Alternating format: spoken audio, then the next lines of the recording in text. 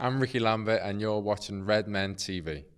Hello and welcome to the Redmen TV. I'm Chris Page. Liverpool have just won the most barmy, insane, crazy, crack shit, batshit fucking mental game of football you will ever watch in the Premier League on a 12:45 kickoff today. We're going to attempt to do player ratings. I've brought in my wonderful assistant, Mr. Jack Hart. Basically, we hate doing these shows. I've already had a tweet earlier on today that said if you give a 2 for any player or more than a 2 for any player, you're a dickhead. So, unfortunately, I've started this video under no illusion that I am already a dickhead. What we're going to do is we're going to both give a rating for a player and we'll call it down the middle, Jack. So, I'm going to ask you to go first on Simon Mignolet.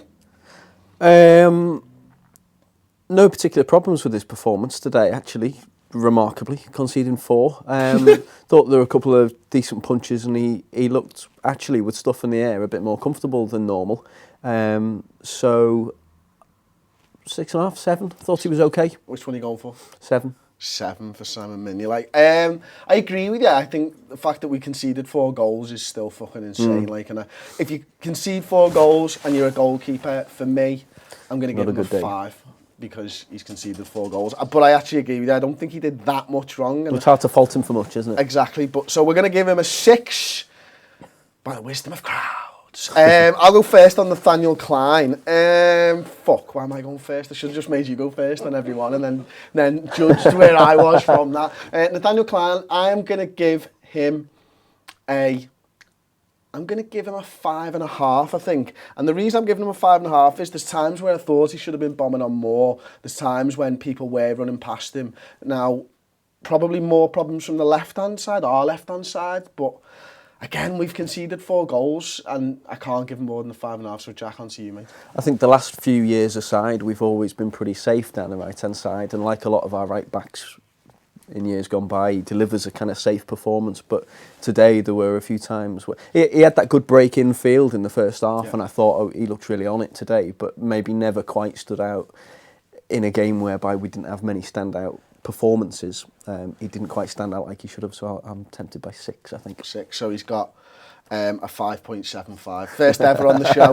5.75 for Nathaniel Klein. If you agree or disagree, of course, as always, let us know in the comment section below. We tend not to look at the comments on this video. It is the one video, to be perfectly honest with you, because it's just slating. No, we do check. It hurts our feelings. We don't answer. Defender. Let's start with Colo. Colo was all right again. Sorry, you can't not finish that. He's in a strange, rich vein of form recently, unlike the team in many ways. Very solid, but again, like Mignolet, we've conceded 4. No particular fault of Torres, but when you're part of a unit... Can you remember all the goals? Was he at fault for any of them? He wasn't at fault for the penalty, I know that much. I don't think the Mbakani goal, really, you can look at him, the one where they broke down the right and Naismith scored. And what was their fourth? Basong. Their fourth was Basong. I think he was involved in the header, maybe him and Saka were both going for the header, maybe. I'd probably give him a 6, really, just for being part of a backline that concedes 4. Okay. I'm going to give Kolo Touré a 7, which goes against everything that I've said so far. But I just love the man. I'd have his babies if that was, physically possible. And for his involvement in the celebration as well. Completely cutting his manager off. Well, that was it. Great. He was just getting his stats up because he got one more interception, basically, because Klopp was flying in to meet Lallana, and then Kolo Touré, as he did so many times during the game, intercepted him. It was a yellow for obstruction, really. Well, it should have been, yeah, but let's look. There we go. We've got Kolo Touré at 6.5. I'll go first on Mamadou Sakho. Oh, man, this is so hard. I'm going to give Mamadou Sakho a 6, and I'm not going to expand on that. I'll agree with 6. I think that it was... You notice Sakho, for better or for worse, in every game, whether he's on good form or having a slightly shaky game, you always notice him. Barely did at all today, actually. Very quiet on the pitch. I thought, on initial viewing, that he was...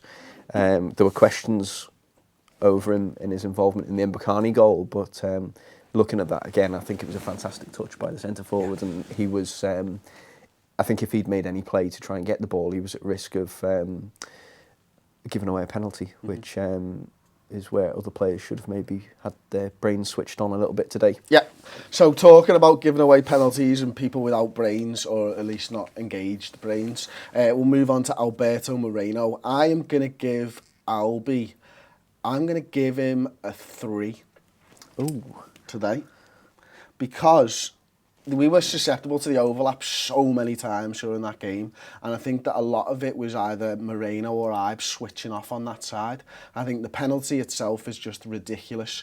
I mean, the fact that he's gone in for the first one from a really bad angle, gets away with it. I think he may even get a touch on the ball, but he's tackled from behind anyway, so that, you know, it should have been a penalty, I think. To then get up, have Mamadou Sakho in a really good position, and then just run into the back of Stephen Naismith was pretty poor, to be honest with you. So I'm going to give Alberto Moreno a 3. What do you give him? I'd like to give him a little bit more, because despite his involvement in 2 of the goals, he did look like he was coming on a bit stronger in the second half. I think he was involved in the build-up to the Firmino goal, the second one, when he played did he play Lallana in, I think, yeah. But it's very much... It's Moreno all over, really. Lots of enthusiasm going forward, but occasionally a bit of a liability at the back, and that was really frustrating today. So I can't give him more than 4. So he gets a 3.5. Tough marking on It's Alberto not good, Moreno. Let's try and speed it up a bit. So Lucas Leiva, your turn to go first. Very good, I thought. One of a handful of players to be solid throughout. I give him 7.5. I think he's having a really good run in the team at the moment. I will give him a 7, and that's a 7.25.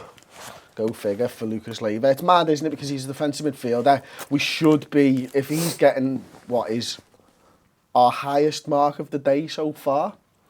We've conceded 4 goals now. Defensive midfielder should be cutting out these type of things, but I don't think anything was his fault particularly. So moving on to Emre Can. I imagine this one's going to split people who are watching its opinion.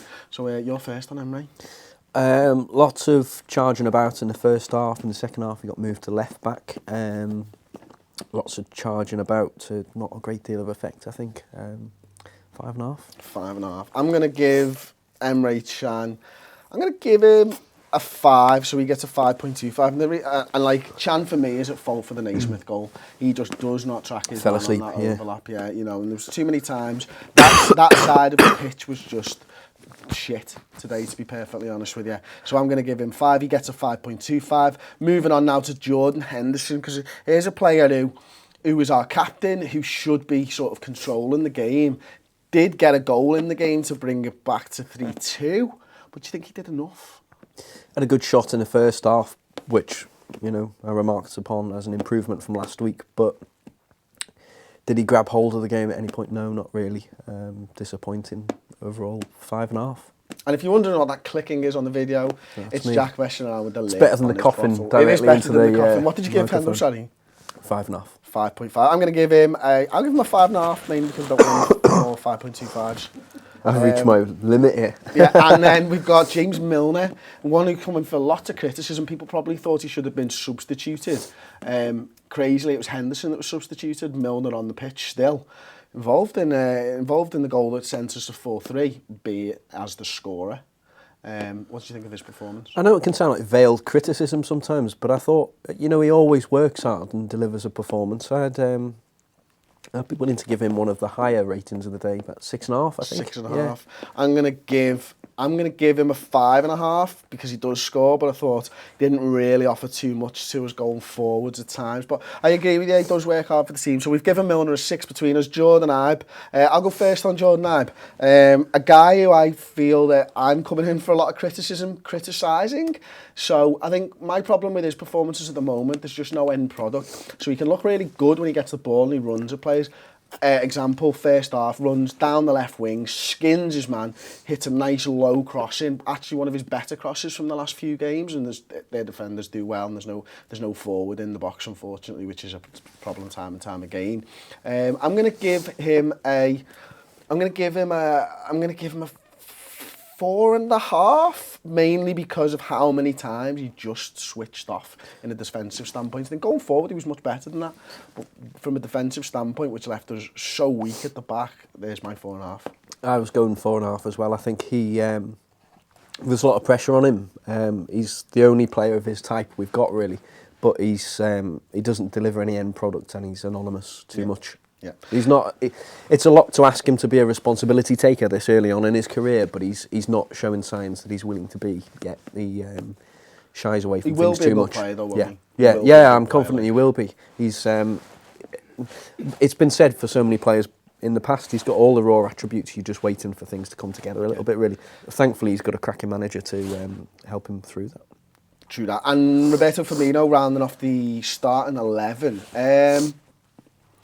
2 goals, 1 assist for Roberto Firmino. I'm going to give him my man in the match anyway. I think the highest mark I've given so far is a 7 for Colo and Lucas. Colo's probably wasn't really a 7 for me. I'm going to give Roberto Firmino an 8 because of those 2 goals and an assist. I thought it was a really good display. I thought he had really quick feet on the day. There was that little through ball for Milner in the first half as well, where he probably should have got another assist there. And yeah, as I say, 2 goals, man. Can't really argue with that. Maybe I should be giving him higher than an 8. What do you think? Gave us the lead against the run of play, which is important. Fantastic second goal he scored, really good touches. Taking responsibility. 8. 8 as well. Okay, so our man of the match from the starting 11 by committee is Roberto Firmino. If you agree or disagree, of course, let us know in the comments section below. Let's just whiz through and just give ratings for the players who came off the bench. Let's start with the winner of the match, Adam Lallana. 7.5. 7.5. I will give him an 8, which makes him a 7.75. Corker.